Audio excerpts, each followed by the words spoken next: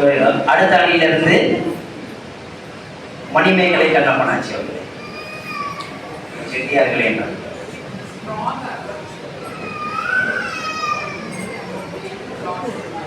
காடு வெட்டி போட்டு கழிய நிலம் திருத்தி வீடு கட்டி கொண்டிருக்கும் வேள்வழிகர் வீடுகளுக்கு அன்றைக்கு வந்த எங்கள் அம்மா இலக்குமியை என்றைக்கும் நீங்காதிரு. நெற்றியிலே நீர் பூசி நெஞ்சினிலே இறையை வைத்து உயர்ந்தவர்கள் நகரத்தார்கள். இன்றைக்கு இந்த பேச்சரங்கத்தை நடத்தி கொண்டிருக்கும் நகரத்தார் சங்கத்தினருக்கும் நிர்வாகிகளுக்கும் தலைவர் உள்ளிட்ட நிர்வாகிகளுக்கும் மற்றும் ஆற்றோர்களுக்கும் சான்றோர்களுக்கும் ஆட்சிமார்களுக்கும் நெறியாளர் ஆலோசகர் அனைவருக்கும் எனது முதற்கண் வணக்கத்தை தெரிவித்துக் கொள்கிறேன். இன்றைய நீயா நானா பேச்சரங்கத்தின் தலைப்பு திருமணம் பேசி முடிக்க உதவி செய்வது ஆட்சிமார்களா செட்டியார்களா? நான் செட்டியார்கள் என்ற அணியில் தான் பேச வந்துள்ளேன். தலைப்பில் முதலில் போட்டிருப்பதே செட்டியார்கள் தான். திருமணம் பையனுக்கோ பெண்ணுக்கோ பேசி முடிக்க பிள்ளையார் சொல்லி போடுவதே செட்டியார்கள் தான். குலம் பார்த்து கோயில் பார்த்து வகை பார்த்து தர பார்த்து பேசி முடித்துவிட்டு எதுவுமே செய்யாத மாதிரி தன்னடக்கத்துடன் இருப்பதே செட்டியார்களின் இயல்பு. அதனால் அத்துணை பெருமையும் ஆட்சிகளை சென்றடைகிறது என்றுதான் நான் சொல்லுவேன். அந்த காலத்துல நம்ம ஆயா அப்பத்தாக்கள் வந்து ஐயாக்களுடன் சேர்ந்து பேரன் பேத்திகளுக்கு திருமணம் செய்தார்கள். ஐயா சொல்லுவார், எங்க பெரிய பச்சி மகன் வழி பேத்திய அந்த வடவுக்குள்ளதான் செஞ்சு நல்லா இருக்கா. அவங்க வந்து அந்த பின் விளைவுகள்லாம் பார்ப்பாங்க கல்யாணம் பேசும்போது பெரியவர்கள்.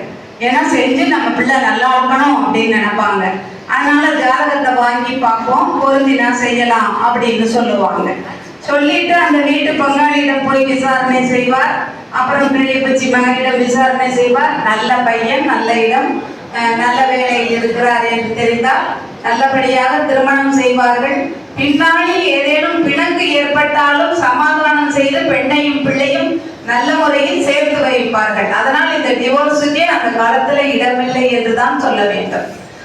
ஆனா இன்றைய நமது தலைமுறையினர் நகரத்தார் மேட்ரிமோனியில் தான் பெண் மாப்பிள்ளைகளை தேட வேண்டிய கட்டாய சூழ்நிலையில் இருக்கிறார்கள். அம்மா அப்பாவைத்தான் தெரியும். யாரிடமோது விசாரித்தால் ஒழுங்காக சொல்வதில்லை. இன்றைக்கு யாரும் பயப்படுகிறார்கள் சொல்லவே. எங்களுக்கு அம்மா அப்பாவை தான் தெரியும், பிள்ளைகளை பத்தி தெரியாது, நீங்களே விசாரிச்சுக்கங்க அப்படின்னு தான் சொல்றாங்க. ஏன்னா உள்ளதை உள்ளபடிதான் நான் பேச விரும்புறேன். ஒரு வீட்டில் ஒரு கல்யாண பேச்சு, இதை மட்டும் ஒரு சொல்யூஷனா இருக்குன்னு நான் சொல்றேன். அதாவது இன்றைய பிள்ளைகளுக்கு நடைபெறுகின்ற திருமணங்களுக்கு ஒரு சொல்யூஷனாக இருக்கும். ஒரு வீட்டில் வந்து கணவன் வந்து சொல்றாரு மனைவி கிட்ட, மீனா நம்ம சாலாவுக்கு வந்து 24 வயசாச்சு, மாப்பிள்ளை பார்க்க ஆரம்பிச்சிருவோம், ஜாதகத்தை பார்ப்போம் அப்படின்னு சொல்றாரு. வியாழ நோக்கம் தான் பார்த்துட்டோம்ல, இந்த வருஷம் வந்துருச்சு. ஆனா ஜாதகர் சொல்லி இருக்காரு, இந்த ஒரு வருஷம் தான் இந்த வியாழ நோக்கம் இருக்கும், 2 வருஷம் கழிச்சு அப்புறம் தான் வரும், நீங்க அப்புறம் 2 வருஷம் கழிச்சுதான் செய்யணும். அப்ப நம்ம பிள்ளைக்கு 26 வயசாயிடும். அதனால இப்பவே பார்க்க ஆரம்பிச்சிருவோம். ஊருக்கு போனா எங்க அம்மா அப்பாவும் சொல்றாங்க, எங்களுக்கு வயசாயிடுச்ச பச்சி, இன்னும் நீ சாலாவுக்கு மாப்பிள்ளை பார்க்கலையா, 2 படிப்பு படிச்சுட்டாலே, அதுக்கப்புறமும் இப்போ ஒரு வருஷமா வேலைக்கு போறாளே, ஏன் இன்னும் பேசாம இருக்கீங்கன்னு எங்க அம்மா கேட்டுட்டே இருக்காங்க, அப்பாவும் அம்மாவும் அப்படின்னு சொல்றாரு. அதுக்கு அந்த ஆட்சி சொல்றாங்க, உங்க அம்மா அப்பாவுக்கு வயசாகிறதுனால நம்ம கல்யாணம் பண்ண முடியாது, நம்ம பிள்ளைக்கு நல்ல இடமா பார்த்து செய்யணும், அவர்களுக்கு பிடிச்ச மாதிரி செய்யணும் அப்படின்னு சொல்றாங்க. அதனால சரி, இப்போ ஒரு நல்ல பையன் எங்க ஆட்சி வீட்டுக்குள்ளேயே அவங்க வளவுக்குள்ள வந்திருக்கு அப்படின்னு சொல்றாங்க, நல்ல பையனா இருக்காங்கன்னு சொல்றாங்க. சரி, என்ன படிச்சிருக்காங்க? அவங்க எம்இ சிவில் படிச்சுட்டு சொந்தமா கான்ட்ராக்ட் எடுத்து பில்டிங் கட்டி கொடுத்துட்டு இருக்காங்க. இது ஓகே தானே, நம்ம சாலாட்ட கேட்போம் அப்படின்னு செட்டியார் சொல்றாரு.